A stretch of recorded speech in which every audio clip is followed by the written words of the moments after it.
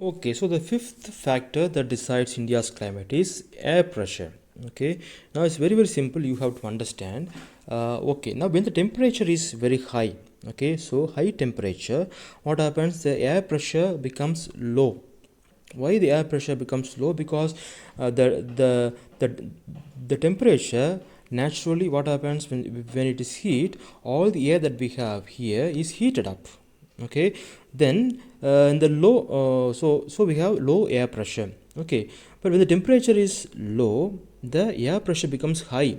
That is why when you go to the mountain ranges, it's very difficult to breathe for us, because the air pressure is very high. No, the air is very dense. The air is very dense here. The air is very not dense, but it is very mild. mild mild. Okay, now what happens? Usually the wind always goes from the high pressure to the low pressure. Always the wind blows from the high pressure to the low pressure. So this also decides it also decides India's climate. Okay, so you can see here, low air pressure means the winds always blow from high pressure to low pressure areas. Why does this happen?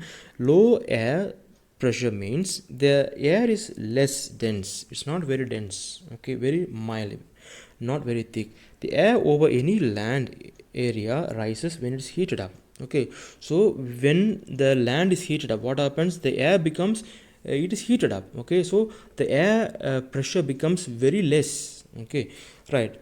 So the area has less air. It is less dense. Suppose a cubic meter of air in one area contains, let us say, 1 lakh molecules, and a cubic meter of air in another place contains how much? Here 1 lakh 10 molecules. Okay, so what happens now? When the wind blows, this high pressure will move on to the place where it has got only 1 lakh molecules of air. Okay, so this also brings rain, and this also decides rising and no lowering of the climate. Okay, so it decides climate. And the last one that we will study is the human factors. Is very important. So we can just read here, very simple. Human economic condition, economic activities, like industrialization, setting up of so many factories, urbanization, cutting down the trees and then making big buildings. Okay, so changes in land use, deforestation, I told you, so cutting down all the trees and then making as small towns, or building so many malls and so on, etc., cause the atmospheric temperature to rise. Is very important. Okay, so all these human economic activities, actually what happens, it causes the atmospheric temperature to rise. It becomes heat. This impacts the climate and leads to climate change. You can go through this table.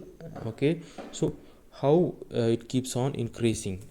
Okay, right. Now you see here, Shimla, it was 5 in the month of January, and in December it is 11 average climate, and Delhi it was 14, and then it was 16. It goes high.